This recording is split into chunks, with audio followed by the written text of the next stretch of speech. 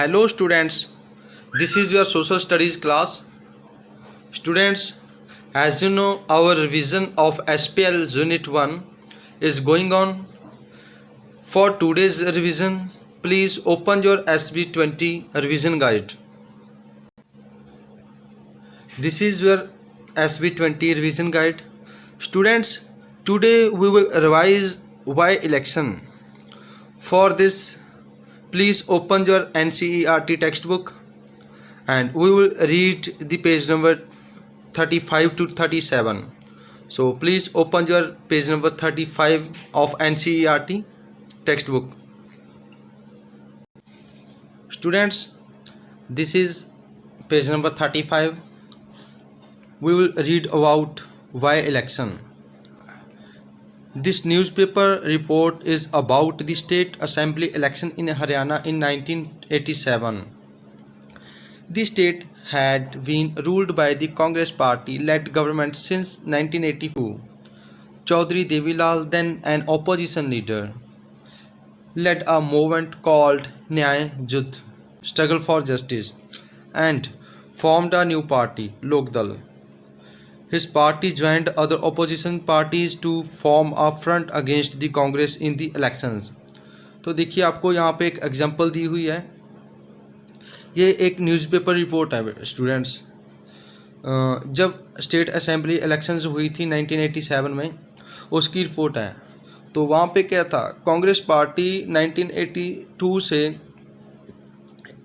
वहाँ पे रूल कर रही थी हरियाणा में. एंड देन वहाँ पे चौधरी देवीलाल आए. वो एक अपोजिशन लीडर थे. उन्होंने एक मूवमेंट चलाई जिसे हम न्याय युद्ध बोल सकते हैं, जो स्ट्रगल था फॉर जस्टिस के लिए. तो उन्होंने एक न्यू पार्टी फॉर्म की, तो जिसका नाम उन्होंने लोकदल पार्टी रख दिया था. एंड आफ्टर दैट उन्होंने अदर पार्टीज़ को, अपोजिशन पार्टीज़ को ज्वाइन कर लिया. एंड अब क्या हुआ, in the election campaign Devilal said that if his party won the elections, government would waive the loans of farmers and small businessmen. उन्होंने बोला अगर लोकदल पार्टी आगे आती है तो वो क्या करेंगे, गवर्नमेंट क्या करेगी, वो किसानों का और स्मॉल बिजनेसमैन ने जो उनका लोन वेव ऑफ कर देगी. Then he promised that this would be the first action of his government. तो उन्होंने ये प्रॉमिस किया उन लोगों के साथ कि उसकी गवर्नमेंट का जो फर्स्ट एक्शन यही रहेगा कि वो किसानों के लोन हैं जो उनको माफ़ करेगी. The people were unhappy with the existing government. They were also attracted by the Devilal's promise. So when elections were held they voted in favour of Lokdal and its alliance. Lokdal and its partners won 76 out of 90 seats in the state assembly.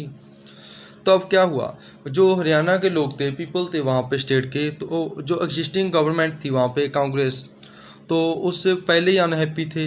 जब देवीलाल ने उनके साथ promise किया कि वो उनको ऐसी ऐसी फैसिलिटीज़ देगा, तो लोग उनके उससे अट्रैक्ट हुए और उसके साथ में जुड़ गए. तो जब वहाँ पे इलेक्शंस हुई तो ज़्यादातर वोट्स थी जो वो लोकदल पार्टी के फेवर में की. तो लोकदल पार्टी एंड उसके जो पार्टनर्स थे उन्होंने 76 सीट्स वॉन की थी आउट ऑफ 90 सीट्स में से. तो आगे क्या हुआ, Lokdal alone won 60 seats and thus had clear majority in the state assembly.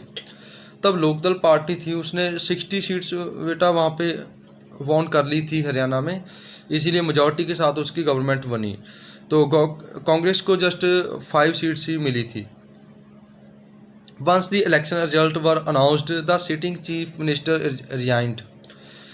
जैसे ही रिजल्ट वहाँ पे अनाउंस होता है तो वहाँ का चीफ मिनिस्टर रिजाइन दे देता है. The newly elected member of legislative assembly of Lokdal chose Devilal as their leaders. तो जैसे ही वहाँ पे जो MLAs थे लोकदल पार्टी के, वो देवीलाल को अपना लीडर्स मान लेते हैं, चूज कर लेते हैं. एंड उसके बाद क्या होता है, the government invited the Devilal to be new chief minister. तो गवर्नर क्या होता है, उसको इनवाइट करता है देवीलाल को as a new chief minister of Haryana. 3 days after the election result were declared, he became the chief minister. 3 days के बाद वो वहाँ पे चीफ मिनिस्टर बन जाता है हरियाणा में। As soon as he became the chief minister his government issued a government order waiving the outstanding loan of a small farmers, agriculture laborers and small businessmen, and his party ruled the state for 4 years। वहाँ पे 4 year के लिए वहाँ पे rule करती है। And next elections were held in 1991 but the time his party didn't win popular support, the Congress won the election and formed the government। अब आगे जब 1991 में वहाँ पे इलेक्शंस होती हैं 4 ईयर के बाद, तो लोकदल पार्टी को सीट्स नहीं मिलती, वहाँ पे कांग्रेस अगेन आ जाती है। तो यहाँ पे वाई इलेक्शन, अब इलेक्शंस की क्यों ज़रूरत है हमें इस एग्जांपल से यही क्लियर होता है कि जो डेमोक्रेसी होती है वहाँ पे क्या होता है, अगर लोग किसी से सेटिस्फाई ना हो तो वो इलेक्शंस के थ्रू अपनी एक नई पार्टी या नई गवर्नमेंट को एक फॉर्म दे सकती हैं। तो इसीलिए हमें इलेक्शंस की ज़रूरत होती है, बाई इलेक्शन। एंड नेक्स्ट देखते हैं, why do we need a election. अब हमें इलेक्शंस की नीड क्यों है। Elections take place regularly in any democracy, जैसे हमने देखा कि रेगुलरली टेक प्लेस करती रहती हैं डेमोक्रेसी में। There are more than 100 countries in the world in which elections take place to choose people's representatives। 100 से ज़्यादा कंट्रीज़ हैं जहाँ पे इलेक्शंस होती हैं अपने रिप्रेजेंटेटिव्स को चूज़ करने के लिए। We also read that elections are held in many countries that are not democratic। हमने ये भी देखा लास्ट लेसन में कि इलेक्शंस वहाँ पे भी होती हैं जहाँ पे डेमोक्रेटिक नहीं होते। But why do we need election. अब हम कहते हैं हमें इलेक्शन की नीड क्यों है। Let's try to imagine a democracy without election. अब इमेजिन करो आप अगर डेमोक्रेसी हो इलेक्शन के बिना। A rule of a people is possible without any election if all people can sit together every day and take all the decision. Possible हो सकता है विदाउट इलेक्शन, कब होगा, जब लोग सारे कंट्री के सभी लोग एक साथ मिल के बैठेंगे एवरी डे और वो डिसीजन ले पाएंगे सारे।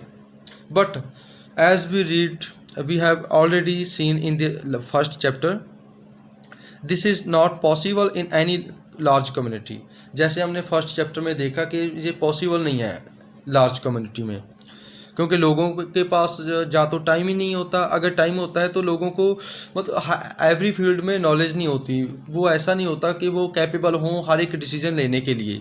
तो इसीलिए उन्हें एक रिप्रेजेंटेटिव चूज़ करना पड़ता है जो उनके लिए एक फेवर में जो डिसीजन ले पाए।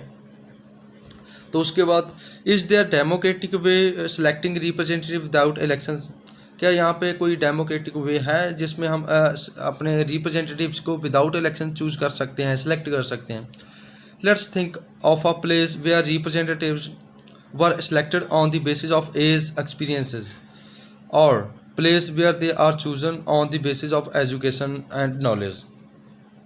There could be some difficulties in deciding on who is more experienced or knowledge, but the people can resolve these difficulties clearly, such as place don't require election। But can we call this place is democracy?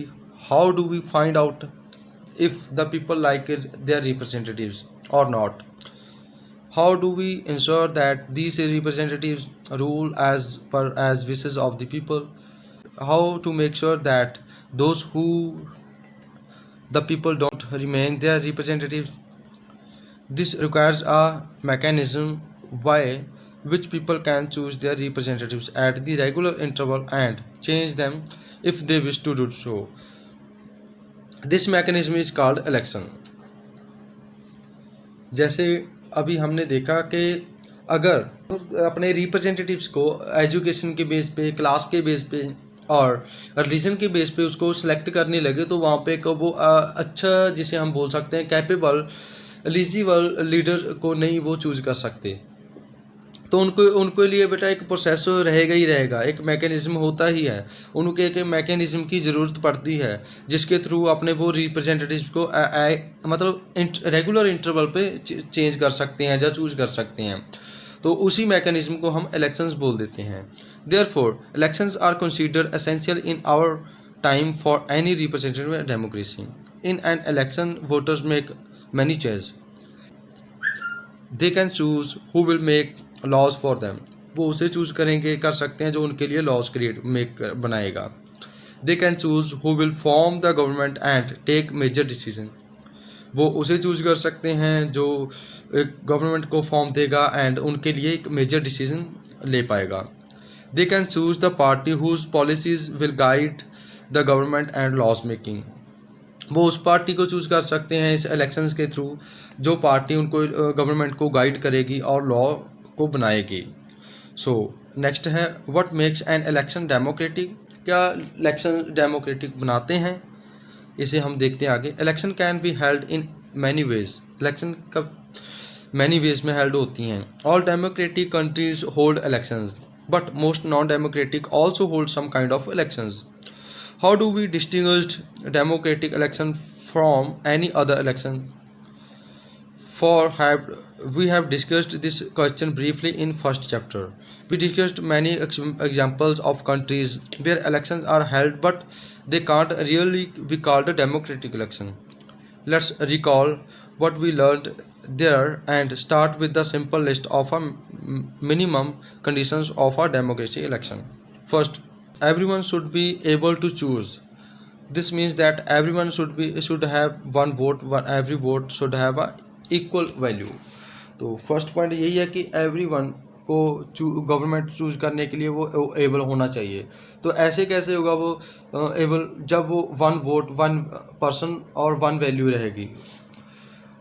Secondly क्या है, there should be something to choose from. Parties and candidates should be free to contest elections and should offer some real choice to the voters. Secondly क्या है, उनके लिए कुछ choose करने के लिए कुछ ना कुछ होना चाहिए. पार्टीज के लिए और कैंडिडेट्स के लिए बेटा कैंडिडेट्स और पार्टीज फ्री होनी चाहिए कि वो इलेक्शंस कॉन्टेस्ट कर पाएँ और अपनी रियल चॉइस वोटर्स को दे पाएँ. तो जैसे हमने फर्स्ट चैप्टर में देखा था कि चाइना में इलेक्शंस होती हैं लेकिन हम उसे डेमोक्रेटिक नहीं बोल सकते. पाकिस्तान में जब परवेज़ मुशर्रफ आए थे, उन्होंने 2002 में रेफरेंडम करवाया था, लेकिन वहाँ पे इलेक्शंस हुई थी लेकिन हम उसे डेमोक्रेटिक नहीं बोल सकते. Is it good to have political competition. क्या पॉलिटिकल कंपटीशन होना चाहिए या नहीं होना चाहिए? Yes, of course students, political competition होना ही चाहिए. अगर कंपटीशन नहीं होगा तो ऑपोजिशन कैसे वहाँ पे अपना इम्प्रूवमेंट कर पाएंगी, लोगों के लिए कैसे वो अच्छी फैसिलिटीज़ कैसे ले पाएंगी, डिसीजन कैसे ले पाएंगी. अगर कंपटीशन नहीं होगा तो वहाँ पे हम उसे डेमोक्रेटिक नहीं बोल सकते. गवर्नमेंट होगी लेकिन वो लोगों के फेवर में कोई काम नहीं करेगी. जैसे अभी हम लास्ट एग्जांपल रीड की है हमने हरियाणा असेंबली की. वहाँ पर क्या था, ओपोजिशन में कंपटीशन था पॉलिटिकल पार्टीज़ में. तो जैसे कांग्रेस 1982 से ऑलरेडी वहाँ पे आ रही थी, रूल कर रही थी, लेकिन जब वहाँ पे देवीलाल आए तो उन्होंने क्या किया, अपने कंपटीशन के लिए लोगों को फैसिलिटीज़ दी, लोगों के साथ प्रॉमिस किया कि वो उनके जो लोन है उन्हें वेव ऑफ कर देगा. तो वहाँ पे क्या हुआ, फिर लोगों के पास एक चॉइस मिल गई, लोगों के लिए वो बेनिफिशियल लगा. तो लोगों ने क्या कर दिया, वहाँ पे इलेक्शन में देवीलाल को सपोर्ट दी और उसकी सरकार को लेकर आए आगे. तो इसीलिए हम बोल सकते हैं कि पॉलिटिकल कंपटीशन होना चाहिए इलेक्शंस में. अगर वो वहाँ पे पॉलिटिकल कंपटीशन नहीं होगा तो इम्प्रूवमेंट कोई कंट्री नहीं कर पाएगी, डेवलपमेंट नहीं कर पाएगी. तो स्टूडेंट्स, यही था आज का आपका रिवीजन डे, जिसमें आज हमने इलेक्शंस के बारे में देखा. इलेक्शन क्यों होनी चाहिए, इम्पॉर्टेंट क्यों हैं इलेक्शन, कैसे रोल प्ले करती हैं. सो आई होप आपने आज का जो टॉपिक है इलेक्टोरल पॉलिटिक्स अच्छे से रिवाइज कर लिया होगा और आपको अच्छे से इसका कंसेप्ट समझ में आ गया होगा students. So thank you students.